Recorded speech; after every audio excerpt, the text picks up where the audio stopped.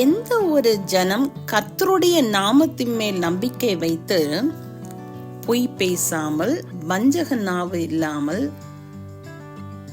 கர்த்தருக்கு பயந்து வாழ்கிற ஜனங்களாக இருக்கிறாங்களோ அவங்க ஒரு நிம்மதியான வாழ்க்கையை வாழ முடியும். வசனம் சொல்லுது, கர்த்தர் உன் ஆக்கினைகளை அகற்றி உன் சத்துருக்களை விலக்கினார். இஸ்ரவேலின் ராஜாவாகிய கர்த்தர் உன் நடுவிலே இருக்கிறார், இனி தீங்கை காணாதிருப்பாய். அந்நாளிலே எருசலேமை பார்த்து பயப்படாது என்றும் சியோனை பார்த்து உன் கைகளை தளர விடாது என்றும் சொல்லப்படும். உன் தேவனாகிய கர்த்தர் உன் நடுவில் இருக்கிறார், அவர் வல்லமை உள்ளவர், அவர் ரட்சிப்பார்.